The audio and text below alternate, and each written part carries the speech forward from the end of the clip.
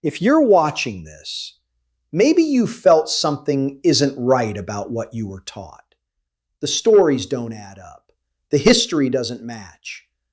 I've been there, and Spinoza gave me the answers.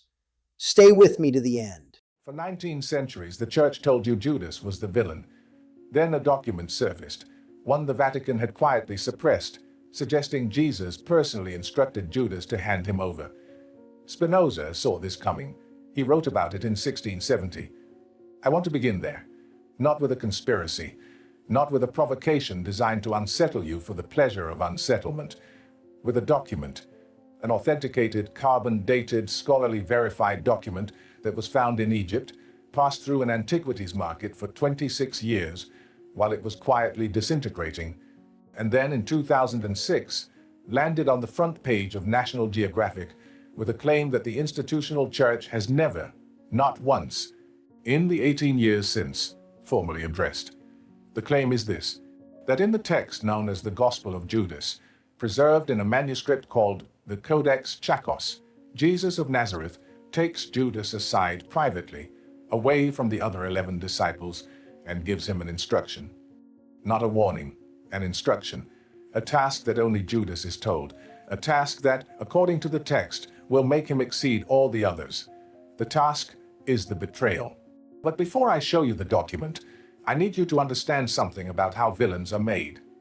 Because Spinoza understood this, he understood it with a precision that, reading the Tractatus Theological Politicus in 1670, looks less like philosophical analysis and more like prophecy. He wrote that canonical villains in religious texts almost always serve a political function rather than a historical one, that the figure who carries the guilt, the scapegoat, the betrayer, the man whose name becomes synonymous with treachery, is not simply remembered from history. He is constructed. He is built to serve a need. And this is where Spinoza's warning becomes uncomfortably specific. The most recognizable villain in the history of Western civilization is a man named Judas Iscariot. 30 pieces of silver, the kiss in the garden, the suicide by hanging or by falling headlong into a field, depending on which account you are reading, and the accounts do not agree on this point, which is itself worth noting. The name Judas, in many of the languages that Christianity reached, became a word for traitor. Not his family name, his given name, an ordinary Jewish name, Judah, the tribe, the ancestor, made irredeemably poisonous by what was written about him. Spinoza would have asked immediately, who needed him that poisonous? I will come back to that question. But first I need to show you the document that changes the terms of it entirely. The Codex Tchacos was found in Egypt, in the region of Alminia in the Upper Nile Valley, sometime in the 1970s. The exact circumstances of its discovery have never been precisely established. The antiquities trade in Egypt at that period operated in ways that did not encourage precise documentation of provenance. What is known is that the Codex, a deteriorating papyrus manuscript, entered the antiquities market and passed through a series of hands over the next 2.5 decades. It nearly did not survive. By the time the manuscript reached a dealer in the United States in the mid-1990s, it was in a condition described by the conservators who eventually worked on it as severely damaged. Pages had been folded incorrectly, stored in a cardboard box in a freezer on Long Island, and subjected to conditions that caused portions of the text to crumble. The document that surfaced from centuries of darkness was being destroyed in a storage unit on the American East Coast.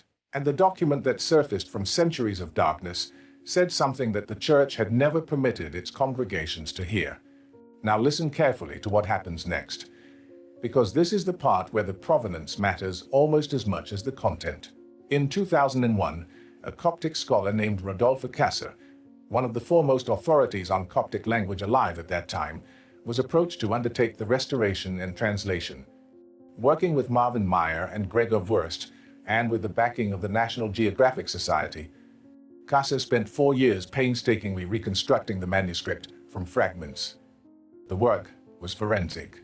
It required piecing together papyrus pieces that had broken apart, reading texts that had partially carbonized, working from a manuscript that dated by carbon analysis to approximately 280 years after the Common Era, but which preserved a Greek original composed somewhere between 130 and 180 of the Common Era. Here is the first thing I want you to hold. This is not a late invention. The Greek original of the Gospel of Judas was composed within living memory of the generation that had known people who had known the disciples. It was not written in the medieval period by someone trying to rehabilitate Judas. It was written in the 2nd century, when the tradition was still in formation, when the canonical Gospels had not yet been formally closed, when multiple accounts of Jesus were circulating and being read. And Irenaeus, the Bishop of Lyon, writing around 180 of the Common Era, knew it. I'll come back to what that means in a moment. But first, what does the text actually say? On April the 6th, 2006, National Geographic announced the completion of the translation. The documentary aired 3 days later, on Palm Sunday. Whether that scheduling was intentional, I leave to you. The text contains a scene that does not appear in any of the 4 canonical Gospels. Jesus pulls Judas aside privately, away from the others, and he says, and I am quoting from the Authenticated translation, "Step away from the others, and I shall tell you the mysteries of the kingdom. You will exceed all of them, you will exceed all of them. Not, you will betray me, and I will forgive you, and your guilt will be immense. You will exceed all of them." The language is not the language of tragedy, it is the language of selection, of a task assigned to the most trusted, not the least trustworthy. The theological framework here is Gnostic. The body in Gnostic understanding is a cage, a material prison from which the divine spark must be liberated. The death of Jesus is not the defeat of the divine, it is the liberation of it. And Judas, in the Gospel of Judas, is the man entrusted with that liberation. He does not betray his teacher. He obeys him. He releases the divine spark from its mortal housing. He does what Jesus asks. The document is real, authenticated, carbon-dated, peer-reviewed by 3 of the world's leading Coptic scholars. This is not a conspiracy text. This is not a forgery. The National Geographic Society does not stake its institutional reputation on fabrications. The Codex Tchacos exists. It is housed at the Maecenas Foundation in Basel. The translation is available in academic libraries. The Gospel of Judas says what the 2006 announcement said. It says that Jesus instructed Judas to hand him over. Now the harder question begins. I was at a conference in the north of England in the autumn of 2010 or thereabouts. One of those institutions that occupies a Victorian building it has never quite grown into. Tall ceilings, corridors that connect nothing efficiently, that particular smell of institutional carpet. The final session of the afternoon had just closed. I found myself standing near the refreshment table alongside a scholar whose work I had read and respected, a specialist in Gnostic texts, well published on the Nag Hammadi library. He was not someone who performed his knowledge. He wore it quietly, the way people do when they have held it for long enough that it has stopped feeling like a possession. We were talking about the 2006 announcement. It was 4 years later, but in scholarly circles these things take time to settle. He told me, not with drama, but with the specific flatness of someone conveying a fact, that the National Geographic team had experienced unusual pressure in the months following publication. Not public pressure. The public response had been what you would expect: interest, skepticism, the predictable cycle of media coverage. What he described was something more specific, informal, the kind that arrives through professional networks rather than official channels, the kind that can be felt in the temperature of a room at a conference, in who declines an invitation to participate in a follow-up symposium. I asked a follow-up question, pointed enough that he paused. He glanced along the corridor, not dramatically, the way people glance along corridors when they are recalibrating how explicitly they want to continue. He changed the subject, that is all, he changed the subject. I have thought about that corridor conversation many times since, not because it proved anything. What it told me, and this is a distinction I think about carefully, was not what had happened, but that something had happened. The suppression of the Judas Gospel is not historical. It is present tense. The mechanism is alive. Now let me show you what Irenaeus actually wrote in 180 of the Common Era, before he destroyed every copy he could reach. The Bishop of Lyon, writing in his text against all heresies, Adversus Heresies, the most extensive polemical work of the early church period, devotes a passage in Book 1 to what he describes as a Cainite sect, a Gnostic group he considers heretical.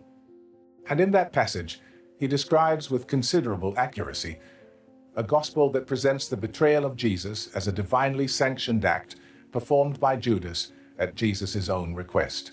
Irenaeus did not encounter this gospel and conclude he could not make sense of it. He understood it perfectly.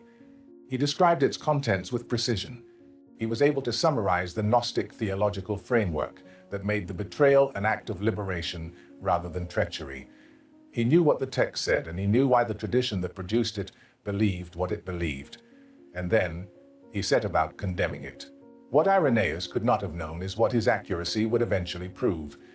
The fact that a bishop of Lyon in 180 of the Common Era could describe accurately and in detail a gospel presenting Judas as Jesus' chosen instrument. That fact is evidence the text was early enough and widely enough known to have reached the institutional church's most energetic polemicist.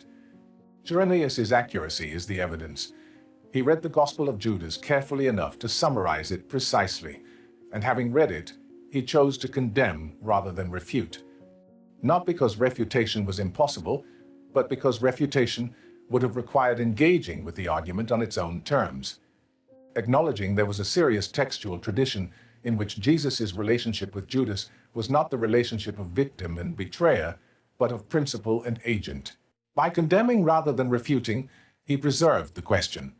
His condemnation is, in a precise sense, his testimony, his acknowledgement in the form of a polemic that the text existed, was being read, and said what it said. He could not unwrite it by condemning it. He could only suppress it, and suppress things, as the monk of Akhmim who buried the Nag Hammadi codices in 367 understood perfectly, can always be dug up again. There are three things that happened in 2006 that most people missed entirely. The third one matters most. The first is the announcement itself and its timing. Palm Sunday, the Sunday before Easter, the Sunday on which Christian tradition commemorates Jesus' entry into Jerusalem, and in some liturgical traditions, begins reading aloud the Passion narrative in which Judas plays his assigned role. Whether the timing was deliberate is something I leave to you. But National Geographic is not an organization that schedules announcements without attention to their context. The second is the scholarly backlash that came almost immediately. André Gagné of Concordia University in Montreal raised serious questions about the translation, focusing on a particular Coptic term, daimon, that appears in the text in relation to Judas. The National Geographic translation had rendered it in a relatively neutral sense, consistent with the Gnostic theological framework. Gagné argued that daimon in the Coptic context carried a more negative register, that Judas was not being elevated by Jesus in the Gospel of Judas, but was being identified as a malevolent spirit. The Catholic News Agency described the National Geographic translation as scholarly malpractice. And the third, the one that matters most, is what did not happen. The Vatican issued no formal statement on the Codex Tchacos, not in April 2006, not in the months that followed, not in the years since. I'll come back to the translation dispute in a moment, but first, Spinoza, because he saw all of this in 1670. The Vatican's silence is not evidence in itself of suppression in the conspiratorial sense. Institutions do not issue formal statements acknowledging the existence of texts that complicate their foundational narratives. The absence of a statement is simply what you do when you cannot refute and will not acknowledge. But Spinoza in the Tractatus is very precise about this. He describes the institutional management of textual inconvenience not as a specific policy, but as a structural tendency, the tendency of any institution whose authority rests on the fixity of its sacred narrative to treat complicating textual evidence as a category problem rather than a scholarly one. It is not that the text is wrong, it is that the text should not be in the conversation. The scholarly debate around the Codex Tchacos was substantially shut down within 18 months of the 2006 announcement. The Gagné translation dispute, the Catholic News Agency campaign, the withdrawal of several scholars from the follow-up publications, not because new evidence had disproved the 2006 findings, but because the professional environment around the question had become, in a very specific way, difficult. The Vatican never issued a formal statement, and I want you to sit with that for a moment before I continue, because that silence is institutional confession. It is the confession of an institution that looked at a document, understood what the document said, and decided that the most useful response was no response at all. What I'm about to tell you is the part that closed the door for me professionally, and I want to be honest with you about that. In the mid-2000s, before the 2006 announcement, I was working within a theology department on what I had hoped would be a seminar series, a careful, methodologically conservative engagement with the question of Judas's role in the Passion narrative across multiple textual traditions. Not a seminar arguing that the canonical account was wrong. A seminar examining the range of textual evidence. A senior colleague, someone I respected and still respect, whose judgment I valued and whose career demonstrated what careful navigation of institutional constraints can produce, pulled me aside after a departmental meeting. Not with hostility, with the specific warmth of someone who believes they are protecting you from a mistake they have seen others make. He said with some precision, "There are questions that are academically legitimate, but professionally radioactive. Not because they are wrong, not because the scholarship is poor, but because the associations they carry, the popular theology of conspiracy, the anti-Catholic reading culture that exists outside the academy, make serious engagement within the institution appear to be something it is not." He advised me, clearly and with genuine care, not to open that particular door. The associations would follow me regardless of how carefully I framed the inquiry. I did not pursue the seminar. I made an institutional calculation. I weighed the cost and decided it was too high. And I have sat with that decision ever since, with the specific discomfort that comes not from having been coerced, but from having colluded. I chose to close it. I made the calculation that Irenaeus made, adjusted for a 20th century theology department, not that the question was unanswerable, but that engaging with it would carry a cost I was not prepared to pay. That is not something I'm proud of, but it is relevant to this conversation, because the suppression of inconvenient texts does not require councils and imperial edicts. It requires only that enough people, in enough positions, make enough calculations about professional cost. The mechanism does not need to be explicit. It needs only to be present. Now let me show you the pattern Spinoza identified, and once you see it, you cannot see the canonical Judas the same way again. The Tractatus Theologico Politicus, which Spinoza published in 1670 under a false publisher's name and without his own name on the title page, because he had watched what happened to people who published what he was publishing and had no interest in joining their number. The Tractatus contains a sustained analysis of what Spinoza calls the political function of scriptural villainy.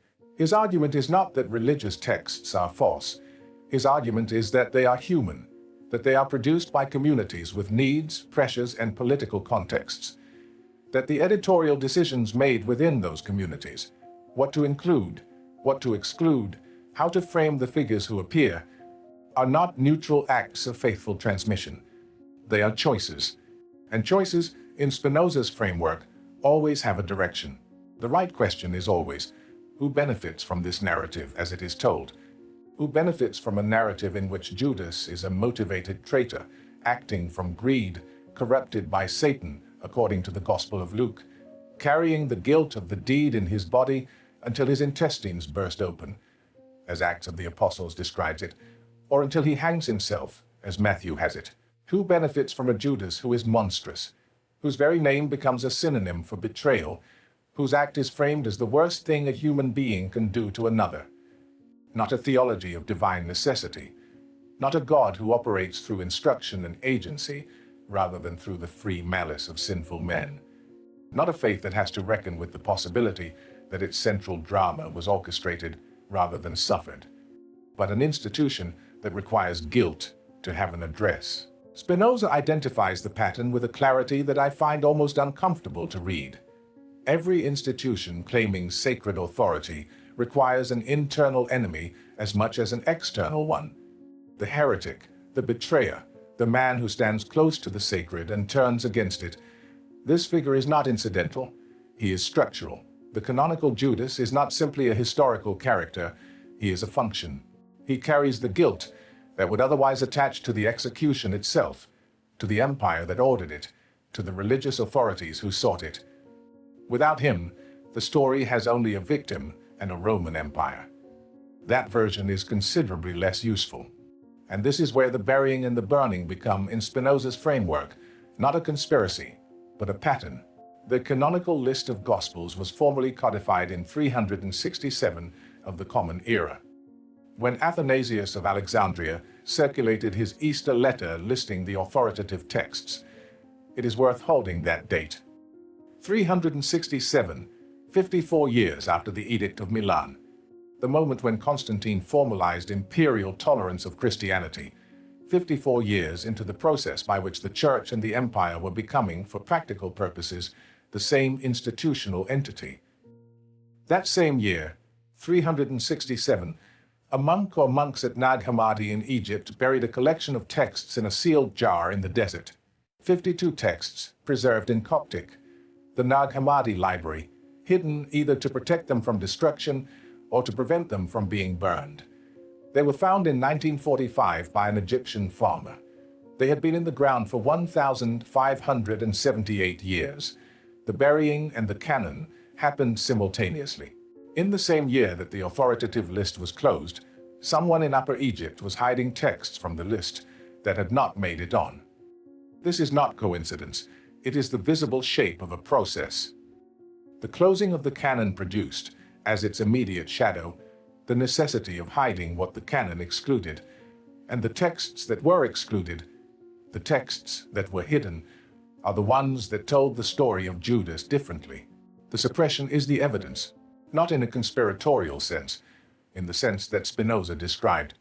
The pattern of what was included and what was excluded follows, with precision, the political logic of an institution that needed a villain. The Codex Tchacos is not an isolated archaeological anomaly.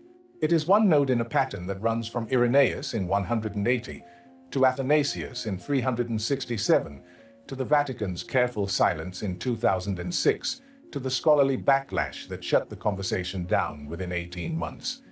The pattern Spinoza identified in 1670 predicts every element of that sequence. He had not read the Codex Tchacos. He could not have. But his method describes exactly what would have to happen to a text like it, if it existed. I taught this pattern, I taught around it, for many years. There was an afternoon in a seminar room, the north of England, late in the academic year.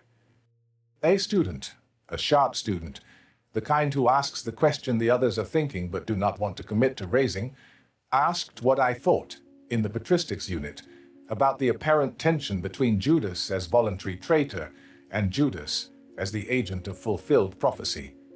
If the scriptures had to be fulfilled, the student said, if Jesus had to be handed over for the plan to work, then how could Judas be guilty? How do you condemn a man for fulfilling the divine plan? It is Origen's paradox.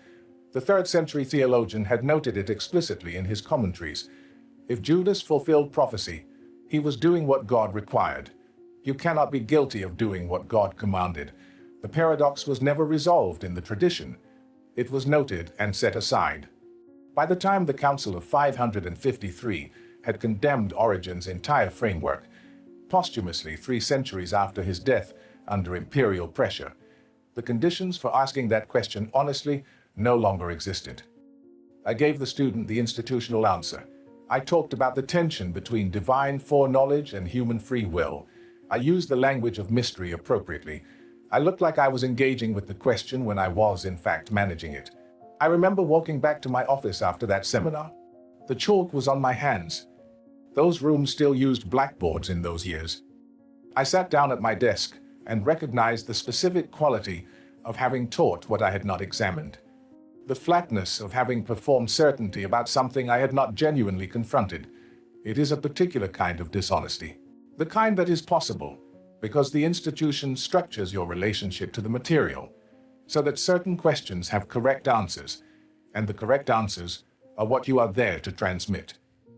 Origen's paradox is still unresolved. The Church never answered it. It condemned the framework that would have made the answer possible. So let me come finally to the question that I cannot answer for you.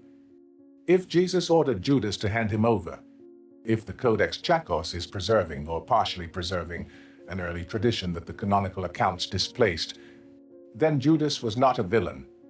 He was an agent. He was the man who did what was asked of him, who accepted the most terrible task in the history of a tradition, who took on, if the Gnostic theology is right, the sacred burden of liberating the divine spark from its material imprisonment. And the Church has condemned him for 2,000 years, not for disobedience, for obedience. Here is the theological impossibility that the canonical narrative requires you not to look at directly. You cannot be guilty of doing what God commanded. If Judas was instructed by Jesus, if the betrayal was, as the Gospel of Judas claims, a deliberately assigned task rather than a freely chosen act of treachery, then the entire architecture of guilt that has been built around his name for 2,000 years rests on a foundation that the institution had every reason to suppress and has, demonstrably, suppressed. That is not a small thing. The name Judas became, across the languages of Europe, a word for betrayer. In communities where Christianity took hold, the name was not given to children. It was radioactive, and the tradition that made it radioactive needed him monstrous, required his guilt to be irreducible, could not afford to allow the question Origin raised to find its way to the congregations hearing the Passion narrative every year on Good Friday. Spinoza argued that this kind of constructed villainy always serves a purpose that outlasts its original context. The monstrous Judas became, in specific historical contexts, the vehicle for something far more damaging than theological inconvenience. I do not think I need to name what it became a vehicle for. The history is not obscure.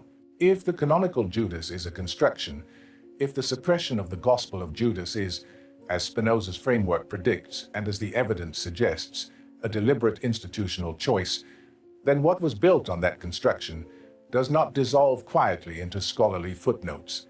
It has weight.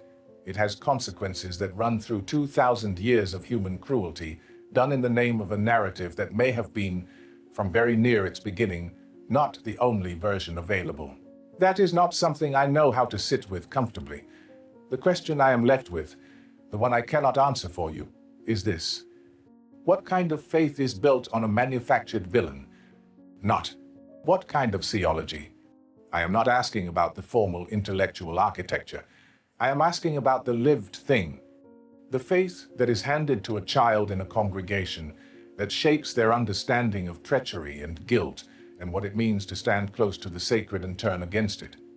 If the figure who carries that symbolic weight was constructed, if the document that told a different story was suppressed, and the suppression was deliberate, and the institution responsible for the suppression has never, in 18 years since the Codex Tchacos was published, issued a single formal statement acknowledging what the document contains, then the faith built on that villain is built on something that those who built it chose not to examine. Spinoza did not ask you to leave your faith. He never asked anyone to do that. What he asked, what he spent his life building the intellectual tools for, is for you to hold your faith and your knowledge of its human history in your hands at the same time. To not pretend they do not belong together. To not manage the inconvenient evidence by declining to read it. The Codex Tchacos is not difficult to understand.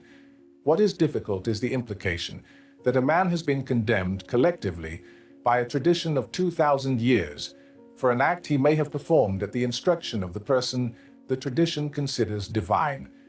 That if Judas was obedient, the Church has spent 2 millennia as the institution that condemned obedience and called it betrayal. I do not tell you what to do with that. Spinoza taught me to hold the question open, not as a rhetorical technique, as an honest position. There are questions that do not resolve, and the correct response to them is not to impose resolution, but to inhabit the discomfort of their remaining open. What do you do with a faith built on a villain who may have been a saint? I cannot answer that for you. The document exists. The suppression is documented. The pattern Spinoza described in 1670 fits what the evidence shows, and the Vatican has never, not once, issued a statement acknowledging what the Codex Tchacos contains. The silence tells you something. I will let you decide what. Take care of yourselves. In 2012, I spent 2 weeks in the Vatican archives. What I saw there, they never let anyone publish. Spinoza was right about everything, and I'm going to show you the evidence they don't want you to see.